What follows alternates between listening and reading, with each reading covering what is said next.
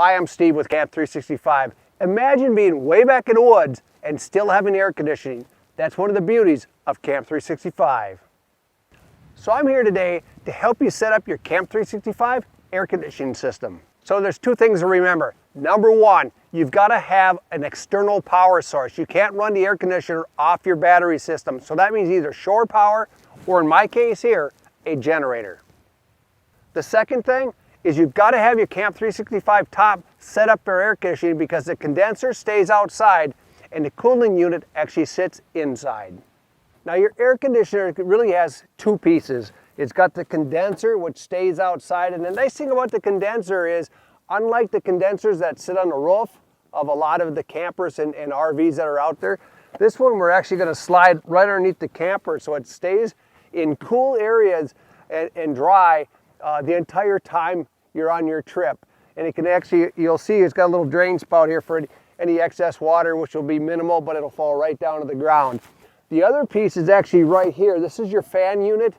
Now it's going to serve as a couple things. It's going to serve as a fan, it's going to serve as a dehumidifier, and it's also going to serve as the cold air delivery system for your air conditioner. Now this unit here, we're going to slide it right inside the Camp365, and I'm going to show you how. Now when you order an air conditioner system from Camp365, we actually have to modify the cover so we can get this unit inside. So what you're going to do is unsnap the side. You're going to find a zipper system here on the outer layer. You're going to find, oh, I actually got this one unzipped here on the outer layer. Now we got to unzip the inner layer. Remember there's two layers of Aqualon here. And so this is going to give you easy access to your Camp365. So what I'm going to do now, I'm just going to slide this unit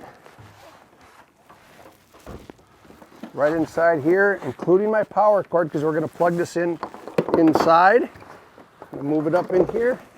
Make sure that I got enough space here for everything.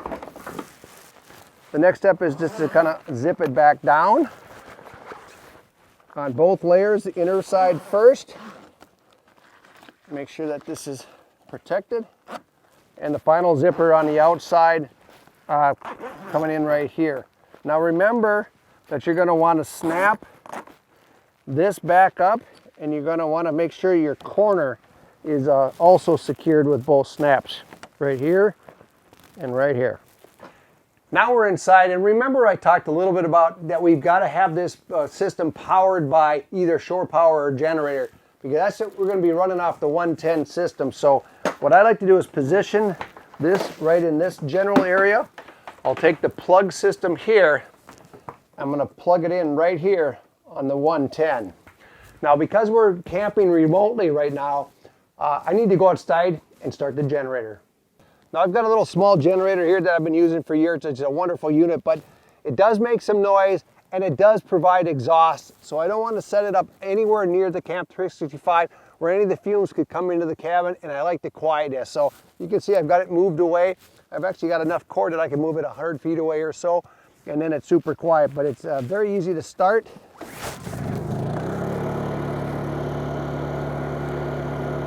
You can see that the power cord goes into the shore power here.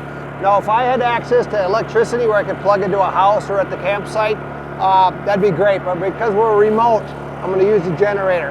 Now let's go inside and start the unit. Hey, before we fire up the unit, I want to remind you something important about the Camp365. This camper uses dual layer technology. This Aqualon, there's an inner layer and an outer layer. So when you set up the camper, you want to make sure that the walls and the roof are tight, because what that does is, here it gets, it takes that inner layer and outer layer and separates them and creates a dead air spaces, which is one of your best insulators. So the better you set up the camper, the cooler it's going to be. Now here's how you operate the units. It's very, very simple. Here's your on button right here. You can see the fan and the air that's coming out already. I don't want it at 51 degrees, so I'm going to bump it up to about, say, 69, maybe 70 degrees. And it's going to be nice and cool in here for the rest of the day. Hey, one of the great things about the Forest Air unit, and one of the great things about the Truma Vario heater in here, is both units are very efficient and very quiet. That means better night sleeps and more comfort inside the Camp365. Hey, in terms of storage, the air conditioning unit fits right in the floor of your Camp 365.